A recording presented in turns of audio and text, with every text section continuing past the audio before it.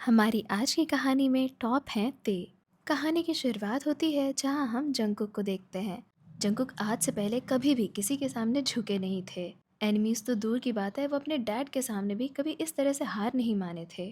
लेकिन आज जब वो वेडिंग हॉल में खड़े थे तो उन्हें बहुत ज़्यादा गुस्सा आ रही थी। पर अफसोस की बात ये थी कि वो कुछ भी नहीं कर सकते थे, क्योंकि उनके सामने खड़े थे तेओंग, वो आदमी जिससे वो बहुत ज़्यादा नफरत करते थे। लेकिन तेओंग का दबदबा इतना ज़्यादा था कि पूरी दुनिया उससे डरती थी। तभी तेओंग स्माइल करते हुए जंगकुक की तरफ बढ़ते हैं। जंगकुक ये देख के और ज़्यादा गुस्सा हो रहे थे, क्योंकि उन्हें ये समझ आ रहा था कि ये सब कुछ एक खेल है। तेओंग धीरे से जंगकुक से कहते हैं, रिलैक्स जंगकुक, तुमने ऐसी शक्ल क्यों बनाई हुई है? तुम्हें देख के ऐसा लग रहा है कि किसी की शादी नहीं हो रही है, बल्कि किसी के फ्यूनरल को अटेंड करने आए हैं हम लोग। चलो चलो स्माइल करो, आखिर हमारी ही तो शादी है। ऐसा कहकर वो अपना हाथ आगे बढ़ाते हैं जंगकुक का हाथ पकड़ने के लिए, लेकिन जंगकुक उनका हाथ हटाते हुए उनकी कॉलर पकड़ लेते हैं और कहते हैं, मुझे छूने की कोशिश भी मत करना। तो तेयांग उनके और ज़्यादा क्लोज आते हैं और लीन होते हुए कहते हैं, नहीं तो तुम क्या करोगे जंगकुक? जंगकुक को गुस्सा तो इतना ज़्यादा आ रहा था कि वो तेयांग का सर फोड़ना चाहते थे, लेकिन वो ऐसा कुछ भी नहीं कर सकते थे, क्योंकि अगर उन्होंने ज़रा सी भी गलती कर दी किसी भी चीज़ में तो चारों तरफ तबाही मच जाएगी। क्योंकि सिर्फ तेयोंग ही पावरफुल नहीं था, उसकी फैमिली भी बहुत ज़्यादा स्ट्रांग थी। और यही नहीं, जंगकुक और उसकी फैमिली भी बहुत ज़्यादा स्ट्रांग थी। एक तरह से वो दोनों फैमिलीज राइवल्स थीं और एक दूसरे को देखना पसंद भी नहीं करती थी और हमेशा एक दूसरे से लड़ते रहते थे। और यही वजह थी कि उनके बिजनेस में बहुत ज़्यादा लॉस हो रहा था और उन दोनों के आपस की लड़ाई का फ़ायदा कोई तीसरा इंसान अक्सर उठा लिया करता था। तो इसलिए उन दोनों की फैमिली ने मिलकर ये डिसाइड किया था कि हम दोनों के बीच में इतनी गहरी दुश्मनी है कि हम दोनों एक दूसरे का भरोसा तो कभी नहीं करेंगे। और इसलिए भरोसा पक्का करने के लिए दोनों फैमिलीज़ ने ये डिसाइड किया कि उनकी नेक्स्ट जनरेशन यानी कि तेयोंग और जंगकुक, इन दोनों की आपस में शादी करा देते हैं। इससे हमारी फैमिली मजबूत हो जाएगी और हम दोनों एक दूसरे पे भरोसा कर पाएंगे। यही वो रीज़न था कि उन दोनों की शादी हो रही थी और जंगकुक चाह कर भी कुछ नहीं कर सकते थे। वापस से हम मैरिज हॉल में जंगकुक को देखते हैं, जहाँ पे वो अपना गुस्सा शांत करते हैं और तेयोंग को कुछ भी नहीं बोलते हैं। फिर सारे वोज कंप्लीट करने के बाद प्रीस्ट जंगकुक से बोलते हैं, क्या आप तेयोंग को अपने हस्बैंड के रूप में स्वीकार करते हैं?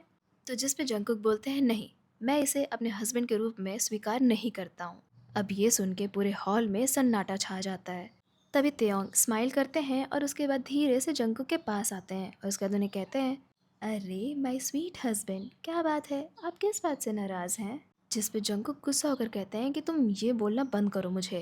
तो जिस पे तेयोंग कहते हैं, तो तुम ये नाटक करना बंद करो और चुपचाप से ये शादी कर लो, क्योंकि मुझे भी तुमसे शादी करने में कोई इंटरेस्ट नहीं है। और जितनी नफ़रत तुम मुझसे करते हो, उससे कई गुना ज़्यादा नफ़रत मैं तुमसे करता हूँ। लेकिन फिर भी मैं ये शादी कर रहा हूँ, सिर्फ़ और सिर्फ मेरी फैमिली की वजह से। ये सुनने के बाद जंगकुक को ना चाहते हुए भी शादी करनी पड़ती है। शादी खत्म होने के बाद उन लोगों को आफ्टर पार्टी अटेंड करनी थी, जहाँ पे उन्हें सभी गेस्ट को अच्छे से अटेंड करना था और साथ ही उनके साथ खाना खाना था। पार्टी में तेयोंग जंगकुक को कमर से बहुत टाइटली पकड़े होते हैं और स्माइल करते हुए सभी गेस्ट को ग्रीट कर रहे होते हैं। फिर जब सब लोग बैठ के डिनर कर रहे होते हैं, उस टाइम भी तेयोंग जंगकुक का हाथ पकड़े होते हैं। ये देख के जंगकुक कहते हैं, तुम मुझे छोड़ क्यों नहीं रहे हो? तो तेयोंग कहते हैं, अगर मैं तुम्हें छोड़ दूंगा तो तुम यहाँ से भाग जाओगे, इसलिए तुम हमेशा मेरी नज़र में रहोगे। तो जिस पे जंगकुक बहुत प्यार से उनके पास आकर कहते हैं, एक बार मुझे यहाँ से निकलने तो दो, उसके बाद तुम मुझे देख भी नहीं पाओगे। अब उनकी ये बात सुन के तेयोंग ज़ोर से हंसते हैं और कहते हैं, अभी तुमने क्या कहा कि तुम यहाँ से निकलने वाले हो? और फिर एकदम शांत होकर कहते हैं, तुम चाहो तो कोशिश करके देख सकते हो, लेकिन तुम यहाँ से कहीं नहीं जा पाओगे। ऐसा कहते हुए वो जंगकुक का हाथ और टाइटली पकड़ लेते हैं। अब सारे इवेंट्स ख़त्म होने के बाद उन दोनों की फैमिली ने ये डिसाइड किया था कि उन दोनों को अकेले एक पेंट हाउस में रहना पड़ेगा। उसके बाद हम उन दोनों को पेंट हाउस में देखते हैं, जहाँ पे जंगकुक बेडरूम में जा रहे होते हैं और उनके पीछे पीछे तेयोंग भी जाते हैं। अब ये देख के जंगकुक तेयोंग को रोकते हैं और उनसे कह रहे होते हैं कि तुम मेरे कमरे में क्या कर रहे हो? ये सुन के तेयोंग स्माइल करते हैं और कहते हैं, क्यूट। और तुमने अभी क्या कहा? तुम्हारा कमरा? मतलब तुम्हें लगता है कि ये रूम तुम्हारा है? वैसे मुझे कोई प्रॉब्लम नहीं है, अगर तुम इतने प्यार से कहोगे तो मैं ये कमरा क्या, ये घर भी तुम्हारे नाम कर दूंगा। ऐसा कहते हुए तेयोंग जंगकुक का हाथ पकड़ लेते हैं। तो जंगकुक अपना हाथ छुड़ाते हैं और तेयोंग को पीछे धक्का देते हुए कहते हैं, अगर तुमने मुझे दोबारा से छूने की कोशिश करी ना तो मैं तुम्हारे हाथ काट दूंगा। लेकिन त्योंग को देख के ऐसा लग रहा था कि उन्हें इन सब चीज़ों में बहुत ज़्यादा मज़ा आ रहा है। और वो वापस से आगे बढ़ते हैं और जंगकुक के पास आकर कहते हैं, सो वॉयलेंट, तुम्हें पता है अगर तुम ऐसा कुछ करोगे तो मुझे कितना ज़्यादा दर्द होगा।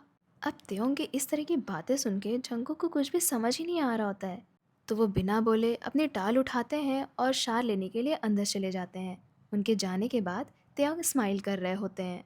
उधर वॉशरूम के अंदर जंगकुक ये सोच रहे होते हैं कि क्या है, ये पागल है क्या। और यही सब सोचते हुए वो शार ले रहे होते हैं, तभी अचानक से उनकी नज़र कॉर्नर पे पड़ती है और वहाँ पे एक छिपकली होती है। अब जंगकुक बिना सोचे समझे बहुत तेज़ से चिल्लाते हैं और कूद के वॉशरूम से बाहर आ जाते हैं। जंगकुक की चीख सुन के त्योंग तुरंत अपनी गन निकालते हैं, लोड करते हैं और वॉशरूम की तरफ पॉइंट करते हैं। लेकिन तभी उनके ऊपर जंगकुक कूद जाते हैं, जिससे वो दोनों ज़मीन पे गिर जाते हैं। जंगकुक चिल्लाते हुए कह रहे होते हैं कि वो वॉशरूम में वहाँ पे, मतलब वहाँ पे छिपकली है और तुम जल्दी जल्दी करो, भगाओ उसे। त्यों को कुछ भी समझ ही नहीं आ रहा होता है कि मतलब ये चिल्लाया है छिपकली देख के। और ऊपर से वो जंगकुक को इस तरह से देखते हैं आधे कपड़ों में, वो भी अपने ऊपर, तो उनकी सांसें ही रुक जाती हैं। फिर वो किसी तरह से अपने आप को संभालते हैं और जंगकुक को उठा के साइड में करते हैं। फिर वॉशरूम को पूरी तरह से चेक करते हैं और वहाँ पे कुछ भी नहीं होता है। फिर वापस बाहर आते हैं और जंगकुक से बोलते हैं कि छिपकली चली गई है। जंगकुक धीरे से अपनी आंखें खोलते हैं और कहते हैं, क्या सच में? त्योंग बोलते हैं हाँ, और उसके बाद त्योंग उन्हें चिढ़ाते हुए कहते हैं, तुम्हारा इतना बड़ा शरीर, इतनी छोटी सी छिपकली से डर गए? मैंने तो कितना ज़्यादा सुना था तुम्हारे और तुम्हारी फैमिली के बारे में, कि तुम लोग कितने ज़्यादा डेंजरस हो और क्या क्या करते हो, लेकिन ये क्या, तुम तो एक छोटी सी छिपकली से डर गए। ऐसा कहते हुए त्योंग हंसने लगते हैं। अब ये देख के जंगकुक को गुस्सा तो बहुत आ रहा था, लेकिन समझ भी नहीं आ रहा था कि वो आखिर क्या कहें। तभी त्योंग उठते हैं और जंगकुक के पास आते हैं और उनसे कहते हैं, कहीं ये सब तुम्हारा कोई प्लान तो नहीं था मेरे करीब आने का? तो जंगकुक कहते हैं कि तुम्हें ऐसा क्यों लगता है कि मैं ये सब करूँगा? जिस पे त्योंग कहते हैं, तुम खुद को देखो ना, आधे कपड़ों में मेरे रूम में इस तरह से बैठे हुए हो। अब ये सुन के और त्योंग को इतना क्लोज देख के जंगकुक हड़बड़ा जाते हैं। वो जल्दी से त्योंग के पीछे से टाल उठाते हैं और उन्हें देते हुए कहते हैं, मुझे परेशान करना बंद करो और तुम भी जाके शार ले लो। लेकिन त्योंग अभी भी जंगकुक को टीज कर रहे होते हैं। वो कहते हैं, तुम तो एकदम हस्बैंड जैसा बिहेव कर रहे हो, मेरी इतनी केयर कर रहे हो। जंगकुक इतना ज़्यादा फ्रस्ट्रेट हो जाते हैं कि वो उठते हैं और बाहर हॉल में आ जाते हैं और बाहर काउच पे ही सो जाते हैं। लेकिन ये किसी चीज़ का एंड नहीं था, ये तो बस शुरुआत थी। आगे त्योंग को बहुत ज़्यादा मज़ा आने लगी जंगकुक को इस तरह से परेशान करने में। ऐसे ही आते जाते कभी कभी वो जंगकुक के पास आते और उनके कान में ऐसे ही कुछ भी बोल देते, जिससे जंगकुक इरिटेट होते। और ब्रेकफास्ट के टाइम पे भी वो लगातार बातें करते रहते, मतलब ज़बरदस्ती। अगर जंगकुक कुछ नहीं भी बोल रहे होते तब भी वो उन्हें छेड़ते ही रहते। और वो उन्हें तब तक परेशान करते जब तक कि जंगकुक पूरी तरह से इरिटेट ना हो जाए। और कभी कभी तो वो बस लगातार जंगकुक को देखते रहते, बिना कुछ भी बोले, बस देखते ही रहते। और जंगकुक को कुछ भी नहीं समझ आ रहा होता है कि जब भी त्योंग इस तरह की हरकतें करते हैं तो उन्हें किस तरह से एक्ट करना चाहिए। क्योंकि वो चाहे जितना गुस्सा कर लें, चाहे जितना चिल्ला लें या फ्रस्ट्रेट हो जाए, लेकिन त्योंग के ऊपर किसी भी बात का कोई असर ही नहीं पड़ता था। वो मानते ही नहीं थे, उनका जो मन करता था वो करते ही थे। एक रात जंगकुक नींद से उठते हैं, उन्हें बहुत तेज़ प्यास लगी रहती है, तो वो नीचे आते हैं और किचन की तरफ जा रहे होते हैं। तभी उनकी नज़र पड़ती है त्योंग के ऊपर। इस टाइम पे त्योंग बहुत ज़्यादा सीरियस दिख रहे थे। उन्होंने चश्मा पहना हुआ था और वो कुछ डॉक्यूमेंट्स को बहुत ध्यान से पढ़ रहे थे और अपने काम में बहुत ज़्यादा बिजी थे। जंगकुक बिना उन्हें डिस्टर्ब किए धीरे धीरे किचन की तरफ बढ़ रहे होते हैं। फिर फ्रिज खोल के उसमें से पानी की बोतल निकालते हैं, लेकिन वो जैसे ही फ्रिज बंद करके पीछे पलटते हैं, उनके सामने त्योंग खड़े होते हैं। त्योंग को देख के जंगकुक इतना तेज़ से डर जाते हैं कि उनके हाथ से बॉटल छूट जाती है और वो गिर के टूट जाती है। और फिर जंगकुक चिल्ला के त्योंग से कहते हैं, तुम पागल हो क्या? तुम्हें बोलना नहीं चाहिए, तुम्हें पता है मैं कितनी तेज़ से डर गया। और ऐसा कहकर वो जैसे ही आगे बढ़ते हैं त्योंग उन्हें वहीं रोक देते हैं। उन्हें कहते हैं कि नीचे देख के, वहाँ ग्लास पड़े हैं और तुम बिना चप्पल के हो और ऐसे कांच चुभ सकता है तुम्हें। जंगकुक एकदम फ्रीज हो जाते हैं। फिर त्योंग आगे बढ़ते हैं और जंगकुक को अपनी गोद में उठा लेते हैं और किचन से बाहर लेके आते हैं। फिर जब जंगकुक को वो उतारते हैं तो जंगकुक कुछ भी नहीं बोल रहे थे, एकदम शांत चुपचाप खड़े होते हैं। तो त्योंग उनके पास आते हैं और बहुत धीरे से कहते हैं, तुम्हें पता है, जब तुम इस तरह से बिहेव करते हो ना तो तुम मुझे बहुत ज़्यादा क्यूट लगते हो। ये सुन के जंगकुक और ज़्यादा हड़बड़ा जाते हैं और कहते हैं, क्या मतलब है तुम्हारा, इस तरह से किस तरह से? तो जिस पे त्योंग बोलते हैं, इस तरह से मतलब है कि जब तुम ब्लश करते हो ना तो तुम बहुत ज़्यादा क्यूट लगते हो। तो जिस पे जंगकुक कहते हैं, मैं नहीं ब्लश कर रहा हूँ। तो जिस पे त्योंग बहुत प्यार से उनका चिन पकड़कर उनका फेस ऊपर की तरफ उठाते हैं और उनसे कहते हैं, क्या सच में तुम ब्लश नहीं कर रहे हो? त्योंग के ऐसा करने की वजह से जंगकुक की हार्ट बीट बहुत ज़्यादा फास्ट हो जाती है। वो पीछे हटने की कोशिश करने लगते हैं, लेकिन तभी त्योंग अचानक से उन्हें कमर से पकड़ लेते हैं और अपनी तरफ खींच लेते हैं और फिर बहुत प्यार से कहते हैं, तुम्हें पता है, तुम जब इतना क्यूटली बिहेव करते हो तो मुझे बहुत अच्छे लगते हो। फिर थोड़ी देर रुक के वो आगे बोलते हैं, मुझे पता है कि तुम मुझसे बहुत ज़्यादा नफरत करते हो और मेरे साथ रहना भी नहीं चाहते हो, लेकिन मैं तुम्हें प्रोटेक्ट करना चाहता हूँ। त्योंग की ये सारी बात सुन के जंगकुक एकदम चुप हो जाते हैं। वो मन में सोच रहे होते हैं कि क्या ये सच है कि मैं त्योंग से नफरत करता हूँ, और अगर ऐसा है तो इसके इतने ज़्यादा क्लोज़ आने की वजह से मुझे कुछ भी ख़राब क्यों नहीं लग रहा है। मुझे इसकी ये सारी बातें सुन के अच्छा क्यों लग रहा है, और मैं ये क्यों चाह रहा हूँ कि ये थोड़ी देर और बातें करे। वो ये सब कुछ सोच ही रहे होते हैं कि तभी त्योंग का फ़ोन बजता है। त्योंग थोड़ा पीछे हटते हैं और उसके बाद अपना फ़ोन निकालते हैं और स्क्रीन पे देखते हैं तो लिखा होता है मिंजे। अब त्योंग कॉल पे बात करने के लिए वहाँ से थोड़ा दूर आ जाते हैं।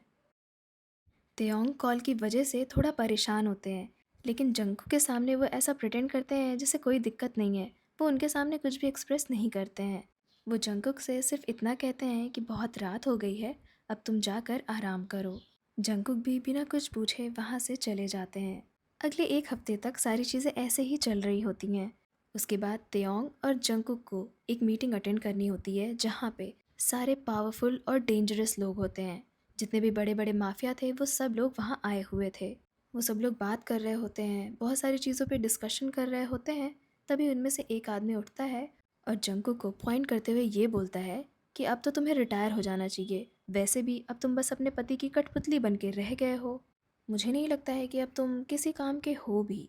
उसकी ऐसी बातें सुन के जंगकुक कुछ रिएक्ट करते उससे पहले ही तेयोंग खड़े होते हैं और उस टेबल पे बहुत तेज़ से हाथ मारते हैं। इतना तेज़ कि पूरी टेबल हिल जाती है और पूरे कमरे में एक सन्नाटा छा जाता है।